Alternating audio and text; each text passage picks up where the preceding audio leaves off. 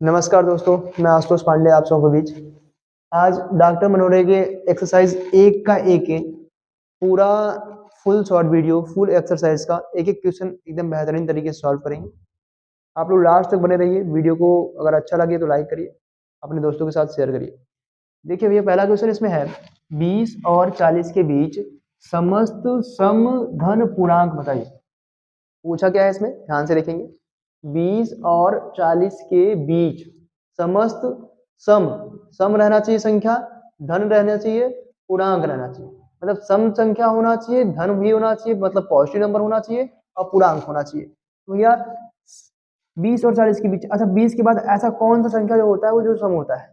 तो 20 के बाद हमारा आता है 22, 22 के बाद क्या आता है सम संख्या? 24, 24 के बाद क्या आता है? 26, 26 के बाद 28, 28 के बाद 30 और 30 के बाद 32, 32 के बाद 34, 36, 38, 34, 36, 38। सम संख्या क्या होता है? सम संख्या का मतलब होता है जो संख्या दो से कट जाए, जो संख्या दो से पूरी तरह विभाजित हो जाए उसको सम संख्या कहते हैं। तो भैया 20 के बाद ऐसी कौन सी संख्या होगी जो दो से कटेगी? 22 कटेगा, 24 कटेगा, 26 कटेगा, 28 कटेगा, ये सब संख्या दो से कटेगी। तो 22, 24, 26, 28, 30, 32, 34, 36, 38, ये 20 और 40 के बीच समस्त सम धन पूर्णांक है। उसके बाद दूसरा क्वेश्चन है 1 से 10 तक, 1 से 10 तक अभाज्य धन पूर्णांक लिखिए। 1 से 10 तक अभाज्य धन पूर्णांक लिखना है। अभाज्य संख्या क्या होता है? मैंने बताया था जिस संख्या के केवल दो फैक्टर हो, जिस संख्या के केवल दो भाजक होते हैं उसे अभाज्य संख्या कहते हैं। जिस संख्या के केवल दो भाजक होते हैं उसे अभाज्य संख्या कहते हैं। अब ये दो क्या है? जैसे मान लो दो की बात किया जाए, एक से बोला है तो दो की देखिए भैया, एक तो स्वयं हो गया, एक तो एक हो गया। इसके अलावा इसके और कोई भाजक होगा? नहीं होगा। जब इसके एक और दो के अलावा कोई भाजक नहीं हो रहे हैं, इसके केवल दो भाजक हो रहे हैं, इसके केवल दो फैक्टर हो रहे हैं, तो ये क्या हो जाएगा? ये हो जाएगा भाज्य संख्या, अभाज्य संख्या। ये क्या हो जाएगा? अभाज्य संख्या। जिसके केवल दो भाजक होते हैं वो होता है अभाज्य संख्या। तो हमारा एक के बाद दो भाज्य संख्या हो जाएगा। उसके बाद तीन होता है, तीन के भी केवल दो फैक्टर होते हैं। तीन को भी अगर देखा जाए तो तीन के भी देखिए यहाँ पे, तीन का एक तीन खुद का हो गया, एक एक हो गया, इसके अलावा और कोई फैक्टर होगा नहीं। तो दो के भी दो फैक्टर होते हैं और तीन के भी दो फैक्टर होते हैं। तो ये दोनों अभाज्य संख्या है। इसके बाद पांच भी आता है, चेक कर लीजिए आप लोग। पांच के बाद सात आता है, सात के बाद नौ जो है वो अभाज्य संख्या नहीं है, वो विषम संख्या है। वो क्या है? विषम संख्या। तो एक और 10 के बीच दो, तीन, पांच, सात, दो, तीन, पांच, सात, यही अभाज्य संख्या होते हैं। और धन पूर्णांक मतलब प्लस वाले नंबर। ठीक है। तो उसके बाद देखिए भैया तीसरा जो क्वेश्चन है वो है 2a+1 का क्रमानुयायी पूर्णांक बताइए। 2a+1 का क्रमानुयायी पूर्णांक। तो पहले हम लोग क्रमानुयायी को समझ लेते हैं। क्रमानुयायी का मतलब होता है, क्रमानुयायी का मतलब ये होता है कि भैया क्रम से एक आगे आने वाला, क्रम से एक आगे आने वाला। जैसे कि दो के बाद अगर दो का क्रमानुयायी पूछा जाए तो दो का क्रमानुयायी क्या होता है? तीन होता है। पांच का क्रमानुयायी पूछा जाए तो पांच का क्रमानुयायी छह होता है। सात का पूछा जाए तो सात का क्रमानुयायी आठ होता है। तो कोई भी क्रमानुयायी निकालने के लिए उसमें एक जोड़ा जाता है। जैसे मैंने आपको बताया पांच का क्या होता है? छह होता है। तो पांच में एक जोड़ा क्या मिल गया? छह। आठ का क्या होता है? नौ होता है। तो आठ में एक जोड़ेंगे क्या हो जाएगा? नौ। तो क्रमानुयायी अगर संख्या निकालना है तो उसमें एक जोड़ना होता है। कितना जोड़ना होता है? एक। अब देखते हैं तो ये 2a+1 है, तो इसका मुझे क्या निकालना है? क्रमानुयायी निकालना है। क्रमानुयायी निकालना है तो इसमें हम क्या करेंगे? इसमें हम एक जोड़ देंगे, ये हो जाएगा 2a+1 और फिर से एक जोड़ दिए, क्रमानुयायी हो जाएगा, ये हो जाएगा 2a+2। ये हमारा क्या है? इसका क्रमानुयायी है। इसका क्रम से एक आगे आने वाला नंबर यही होगा। बात समझ में आया? अब अगला क्वेश्चन है चौथा नंबर, उसको ध्यान से देखेंगे हम लोग। पहले इसका स्क्रीनशॉट ले लीजिए आप लोग, उसके बाद अगला क्वेश्चन बताएं हम। अब चौथा क्वेश्चन आपके सामने है। इसमें लिखा है 2/3 का योगात्मक प्रतिलोम ज्ञात कीजिए। 2/3 का योगात्मक प्रतिलोम ज्ञात करना है। तो योगात्मक प्रतिलोम क्या होता है पहले इसके बारे में समझते हैं। योगात्मक प्रतिलोम है क्या? योगात्मक प्रतिलोम किसको बोलते हैं? योगात्मक प्रतिलोम का वो मतलब होता है कि इस संख्या में हम क्या जोड़ दें कि ये शून्य हो जाए, जीरो हो जाए। जैसे हमारे पास क्या है? 2/3 है। अब 2/3 में हम क्या जोड़ें कि ये जीरो हो जाए? तो अगर मैं इसको मान के चलूं तो यहाँ पे अगर मैं जोड़ूंगा तो प्लस में -2/3 अगर मैं जोड़ देता हूं तो ये क्या हो जाएगा? 2/3 यहाँ पे करते हैं इसको, ये हो जाएगा 2/3 प्लस माइनस से माइनस 2/3, ये हो गया, कट के कितना आ गया 0।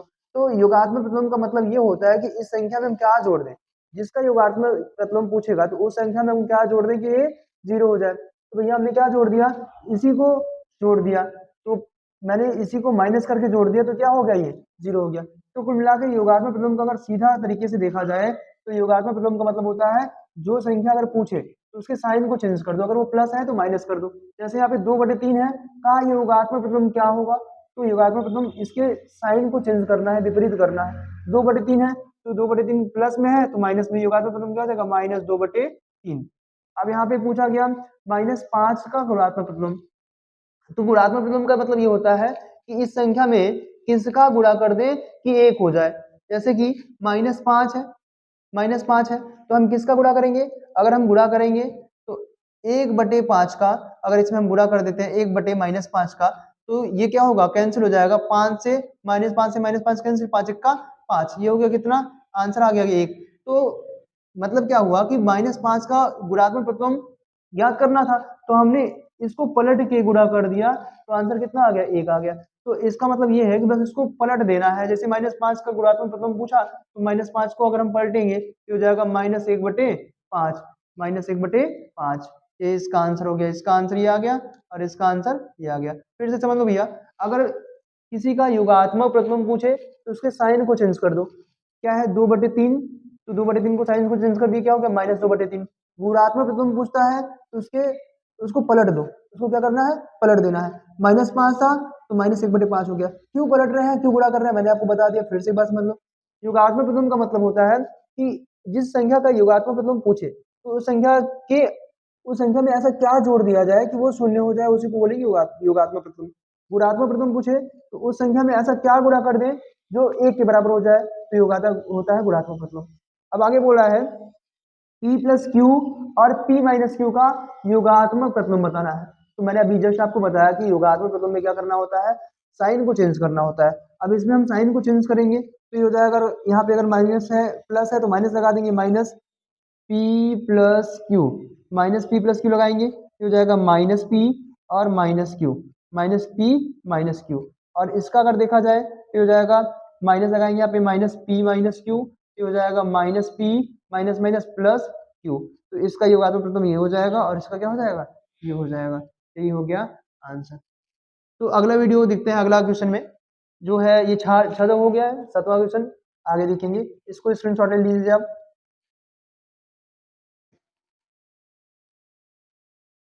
7वां क्वेश्चन है, x के किस मान के लिए 5 × 3 × 2 5 × 3 × x कथन सत्य है। अब भैया देखो किस मान के लिए सत्य होगा। अब इसको हम दो तरीके से सॉल्व करते हैं, पहला तरीका यहाँ देखते हैं, दूसरा तरीका उधर देखते हैं। अब ये देखो 5 × 3 × 2 बराबर क्या है, 5 × 3 और इंटू एक्स। यहाँ पे क्या हो जाएगा, 5 × 3 दूना 6 बराबर हो जाएगा 5 तिहाई 15x। 6 पंचे कितना हो जाएगा 30 बराबर हो जाएगा 15x। आगे सॉल्व करते हैं, यहाँ पे ये हो जाएगा x बराबर 30/15, 15 दूना 30, x बराबर कितना आ गया 2। ये तो सॉल्व करने के तरीके से हमारा 2 आ गया। अब यहाँ पे ये गुणन का साहचर्य नियम है, इसको देखो भैया, यहाँ पे देखो 5 3 2, यहाँ पे 5 3 मैच कर रहा है, 2 नहीं है, तो x बराबर क्या हो जाएगा, डायरेक्ट इसको x बराबर हम 2 कर सकते हैं इस तरीके से। फिर से एक बार समझ लेते हैं, 5 इधर भी है, इधर भी है, 3 इधर भी है, इधर भी है, यहाँ पे x है, यहाँ पे 2 है, तो x बराबर क्या हो जाएगा 2, क्योंकि ये दोनों अवयव बराबर है, तो ये x बराबर क्या हो गया 2, क्योंकि 5 5 मैच कर गया, 3 3 मैच कर गया, x बराबर 2, तो x बराबर 2 हो गया। ठीक है, अब 8वें क्वेश्चन पे आते हैं। पूर्णांकों में ऐसी कौन सी संख्या है, पूर्णांकों में ऐसी कौन सी संख्या है जो स्वयं की योज्य प्रतिलोम होती है, जो स्वयं की योज्य प्रतिलोम होती है।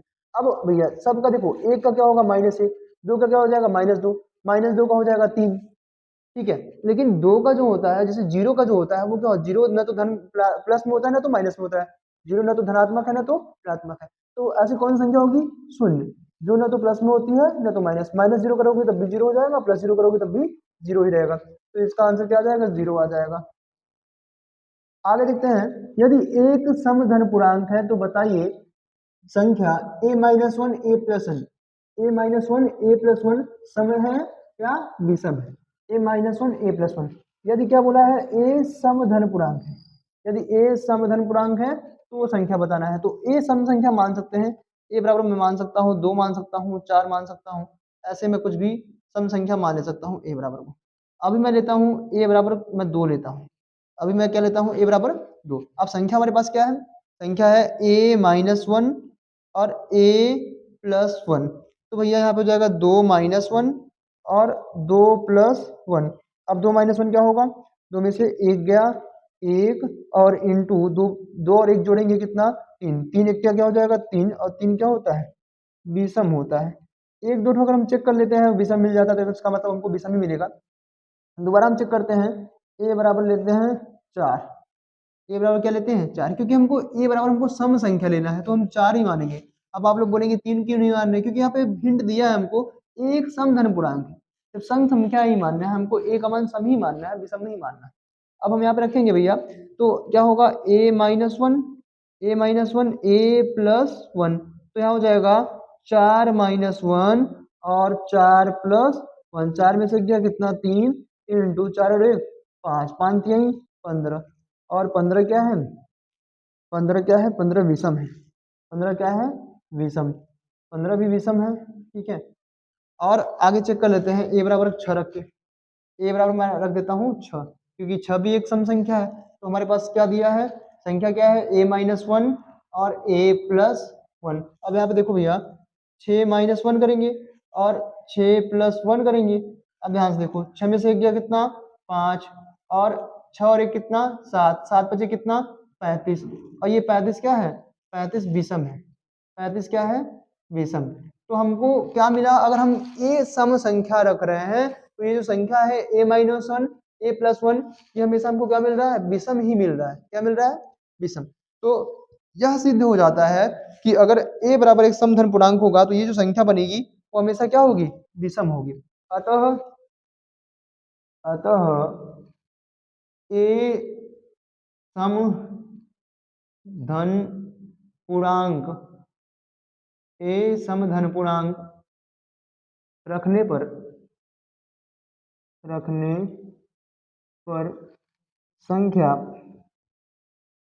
संख्या a minus one a plus one विषम प्राप्त होगा, विषम प्राप्त होगा, विषम प्राप्त होगा।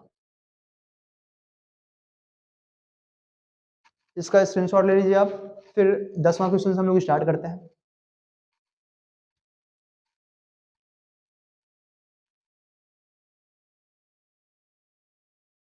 10वां क्वेश्चन है, संख्या रेखा पर 5 और 7 का योग लिखना है। तो संख्या रेखा हम बना लेते हैं पहले। यहाँ पे 5 और 7 का योग लिखना है, तो भैया ये हमारा हो गया नंबर लाइन संख्या रेखा। जैसे यहाँ पे मान लीजिए हमारा 0 हो गया, 0 हो गया, ठीक है। 1 2 3 4 5 6 7 8 9 10 11 और यहाँ पे मैं बना दिया 12। अब देखना है भैया संख्या रेखा पर 5 और 7 का योग। तो 5 पहले जाएंगे, तो देखिए हमने यहाँ पे स्टार्ट किया 5 पे पहुंचे, कहाँ पहुंचे 5 पर, तो ये हो गया 5। अब इसके बाद मुझे 7 जाना है, तो 5 के बाद 7 जाना है, तो कि 1 2 3 4 5 6 7, यहाँ से 7 अगर हम जाएंगे तो हम कहाँ पहुंच जाएंगे, हम पहुंच जाएंगे 12 पे। कहाँ पहुंच जाएंगे 12। तो 7 और 5 का योग कितना हो जाएगा, 7 और 5 का योग हो जाएगा 12। 7 और 5 का योग कितना हो जाएगा 12। अब देखिए भैया निम्नलिखित में से कौन सा कथन सत्य है और कौन सा असत्य है। ए, पहला नंबर जो है, दो धन अभाज्य पूर्णांकों का गुणन सदैव अभाज्य संख्या होता है। पहली बात असत्य हो गया, क्योंकि कोई भी अभाज्य संख्या होता है वो उसके केवल 2 फैक्टर होते हैं। तो उसके कितने फैक्टर होते हैं, 2। और यहाँ पे बोला है कि दो धन अभाज्य पूर्णांकों का गुणन, दो धन अभाज्य पूर्णांकों का गुणन सदैव क्या होता है, अभाज्य। पहली बात, जब दो चीज का गुणा होगा तो उसमें दो चीज तो एक्स्ट्रा आ गया, वो स्वयं होगा, एक होगा स्वयं, और एक के अलावा वो दो चीज और से कट रहा है, तो और संख्याओं से कट रहा है, इसका मतलब अभाज्य हो ही नहीं सकता। जैसे मैं चेक करता हूँ एग्जाम्पल के लिए मैं लेता हूँ यहाँ पे। जैसे भैया पहले के एग्जाम्पल के मैं लूँ कि 3 जो है अभाज्य संख्या है और 2 भी क्या हो गया अभाज्य संख्या। ये दोनों अभाज्य संख्या है। इसका मैं गुणा करता हूँ तो कितना आता है, गुणा करने पे इसका 6 आता है। अब 6 अगर देखा जाए तो 6 स्वयं से भी कट रहा है, 1 से भी कट रहा है, इसके अलावा 2 और 3 दोनों से कट रहा है। कट रहा है कि नहीं कट रहा है, स्वयं से भी कट रहा है, 1 से कट रहा है, इसके अलावा 2 और 3 दोनों से कट रहा है, तो ये भाज्य संख्या हो ही नहीं सकता, ये तो भाज्य संख्या हो गया। ये क्या हो गया, भाज्य संख्या। अब देखिए भैया, तो ये जब भाज्य संख्या हो गया तो ये क्या हो गया, ये असत्य हो गया। ये क्या हो गया, असत्य, क्योंकि यहाँ पे ये असत्य हो गया, यहाँ पे लिख देते हैं ये असत्य हो गया।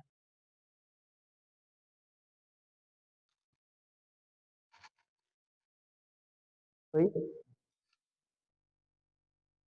अब यहाँ पे दूसरा है, दो धन पूर्णांकों का योग सदैव अभाज्य होता है। अब दो धन पूर्णांकों का योग सदैव अभाज्य कैसे हो सकता है, जैसे कि धन पूर्णांक होने चाहिए, दो धन पूर्णांक। अब जैसे हमने लिया, ये 2 + 3 ले लिया, ये भी धन पूर्णांक है, ये भी धन पूर्णांक है, 2 3 कितना हो गया, 5। अब ये तो अभाज्य हो जाएगा, क्योंकि यहाँ पे देखिए 5 और 1 के अलावा और किसी से नहीं विभाजित हो रहा है, तो ये तो अभाज्य हो गया, इसमें तो मान लो काम चल गया इसका। लेकिन अगर मैं दूसरा ले लूँ यहीं पे कि भैया 3 प्लस 3 + 5। अब देखिए 3 + 5 ले लिया, ये भी धन पूर्णांक है, ये भी धन पूर्णांक है, जोड़ेंगे कितना आएगा, 8। जोड़ेंगे 8 आएगा। अब ये तो भाज्य हो गया, ये तो अभाज्य नहीं हुआ, तो ये कथन तो असत्य हो गया। जैसे कि ये तो 8 से कटेगा, 1 से कटेगा, इसके अलावा 2 से भी कटेगा, 4 से भी कटेगा, तो ये क्या हो गया, ये तो भाज्य हो गया। यहाँ पे बोल रहा है सदैव अभाज्य होता है, तो सदैव तो अभाज्य नहीं हो रहा है ना, एक बार अभाज्य हुआ, दूसरी बार अभाज्य नहीं हुआ, फिर कभी अभाज्य हो जाएगा, फिर कभी भाज्य हो जाएगा, तो ये क्या है, ये असत्य है, सदैव नहीं होगा, कभी कभी अभाज्य हो सकता है लेकिन सदैव नहीं होगा, इसलिए ये क्या हो गया, असत्य हो गया। आगे देखते हैं भैया, बोला है यदि ए और बी कोई ऋण पूर्णांक है, ए और बी अगर ऋण पूर्णांक है तब ए प्लस बी सदैव ऋण पूर्णांक होगा। अगर ए और बी कोई ऋण पूर्णांक है तो क्या होगा, ए प्लस बी सदैव ऋण पूर्णांक होगा, ये सत्य हो सकता है। देखते हैं, जैसे -2 है, ठीक है, मैंने इसको जोड़ा, ये भी ऋण पूर्णांक और ये भी ऋण पूर्णांक। अब देखिए -2 प्लस माइनस से -5, अब ये दोनों जुड़ेगा तो माइनस में ही आएगा, 5 2 कितना, -7। अब -7 क्या हो गया, ऋण पूर्णांक हो गया, तो ठीक है, एक बार और चेक कर लेते हैं। जैसे हमने लिया -8 प्लस -2, अब यहाँ पे देखिए भैया -8 प्लस माइनस से -2, 8 2 कितना हो गया, -10। अब इसमें क्या मिल रहा है, हमेशा ऋण पूर्णांक मिल रहा है, तो ये क्या हो गया, ये सत्य हो गया, ये कथन क्या हो गया, सत्य हो गया। अब अगले क्वेश्चन की ओर चलते हैं। तो अगला क्वेश्चन है हमारा 12वां क्वेश्चन।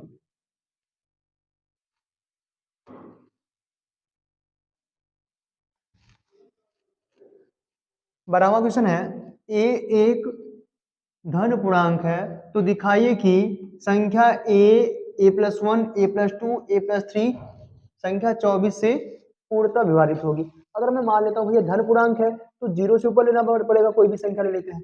अगर मैं ले लेता हूँ a बराबर कितना ले लेता हूँ, a बराबर 1 ले लेता हूँ, a बराबर हमने 1 ले लिया, तो मुझे पूर्णतः विभाजित होना है, पूर्णतः विभाजित होनी चाहिए, ये दिखाना है। तो ठीक है, मैं यहाँ पे रखता हूँ a बराबर 1 में, क्या हो जाएगा, 1 1 + 1 1 + 2 1 + 3, ये पूर्णतः 24 से विभाजित होनी चाहिए, कट जानी चाहिए। अब मैं देखता हूँ कि कटेगी कि नहीं, और कटेगी तो मतलब ठीक है, तो ये हो जाएगा भैया 1 और इंटू 2 इंटू 3 इंटू 4 बटे 24। अब देखो भैया, ये हो जाएगा 2 1 का 2, 2 तिहाई 6, 6 चौक 24 बटे 24, ये क्या हो गया, 24 1 का 24, कट गया, पूर्णतः विभाजित हो गया। तो अगर ए एक समधन पूर्णांक है तो ये 24 से पूर्णतः विभाजित होनी थी, यही मुझे दिखाना था, हमने दिखा दिया। देखो भैया 13वां क्वेश्चन बोल रहा है, यदि ए समधन पूर्णांक है और बी विषम धन पूर्णांक है, ए क्या है, समधन पूर्णांक है, और बी क्या है, विषम धन पूर्णांक है, तो बताइए निम्नलिखित संख्याओं में से कौन सी संख्या सम होगी, कौन सी संख्या सम होगी, अब यही बताना है। ठीक है, ए सम है तो मैं मान लेता हूँ ए बराबर 2, ए बराबर क्या मान लेता हूँ 2, बी बराबर मैं क्या मान लेता हूँ 3, क्योंकि 3 विषम है। ठीक है, ए सम है बी विषम है, तो ए बराबर 2 बी बराबर 3। अब यहाँ पे भैया देखो ए स्क्वायर बोला है, तो ए बराबर मैं क्या लेता हूँ 2, 2 का स्क्वायर कितना आएगा, 2 का स्क्वायर 4 आएगा। अब 4 क्या होता है, 4 सम होता है, 4 क्या होता है, सम। बी स्क्वायर बोला तो 3 का स्क्वायर क्या होगा, 3 त्रिक का 9 होगा, और 9 क्या होता है, 9 विषम होता है, 9 क्या होता है, सम हो गया, ये हो गया विषम। अब a प्लस बी, तो भैया a प्लस बी करोगे तो क्या हो जाएगा, 2 + 3, और 2 + 3 कितना आएगा, 5, और 5 क्या होगा, 5 हो जाएगा विषम, 5 क्या हो जाएगा, विषम। ठीक है, a इंटू बी करोगे, अगर a इंटू बी तो एक जगह पे 2 रखो, 2 इंटू 3 और 2 तिहाई कितना होगा 6, और 6 क्या है, सम है, 6 क्या है, सम। ठीक है, अगर तुम रखोगे 2 और फिर 2 प्लस 1 तो ये भी आएगा 2, 2 इंटू 3 और 2 तिहाई कितना आएगा, 6 आएगा, और 6 क्या है, सम है, 6 क्या है, सम।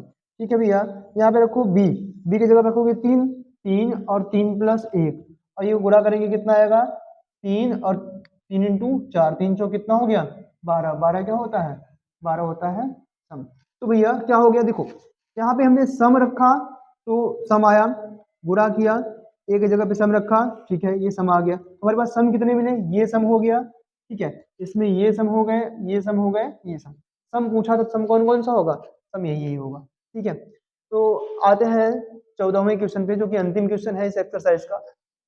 तो देखते हैं बढ़िया तरीके से इसको भी।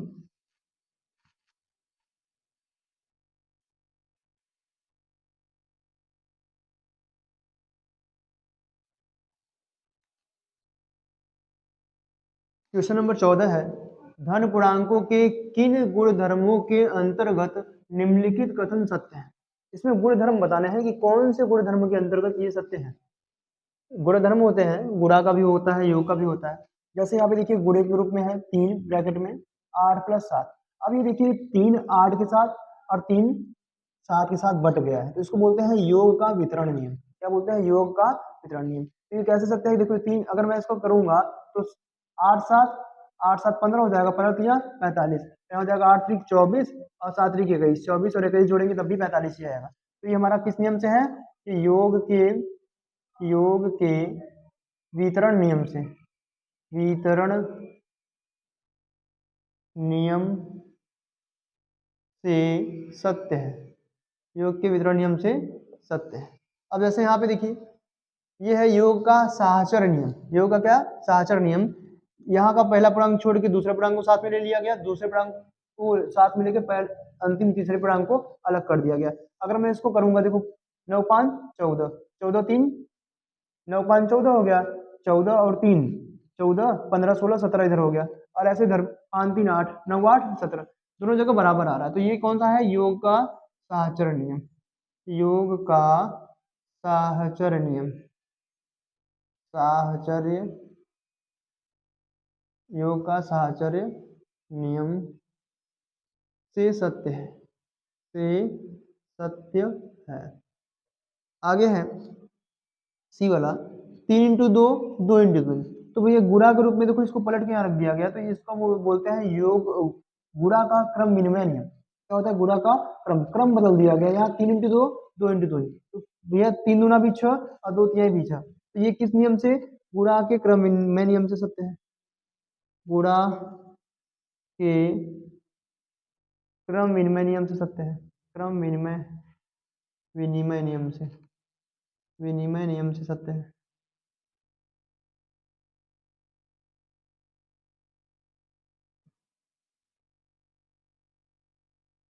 विनिमय नियम से सत्य है।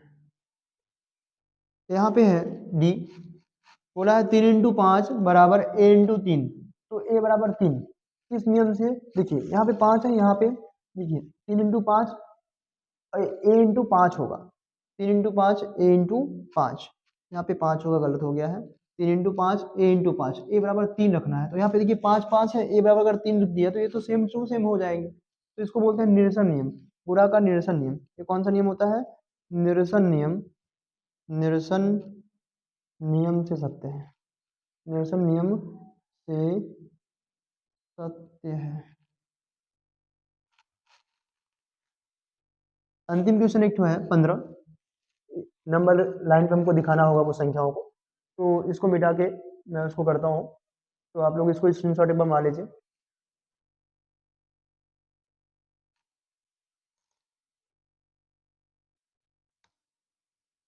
क्वेश्चन नंबर 15 है, संख्या रेखा पर -5 -2 0 1 2 5 को दर्शाना है। तो मैंने यहाँ पे एक संख्या रेखा खींच दिया है।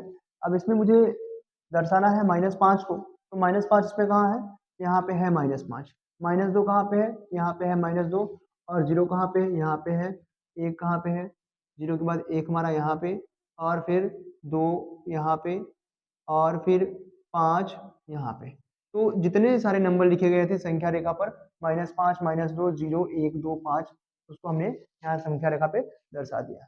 तो अगर आपको कोई भी क्वेश्चन नहीं समझ में आया तो एक बार पीछे करके उसको देख लीजिए, और अगर आपको अच्छा लगा हो तो इसको लाइक करिए, और अपने दोस्तों के साथ, अपने जो भी क्लासमेट हैं उनके साथ शेयर करिए, उनकी हेल्प होगी अच्छे से। तो अगर वीडियो आपको अच्छा लगे तो लाइक करिए, शेयर करिए, कमेंट करिए।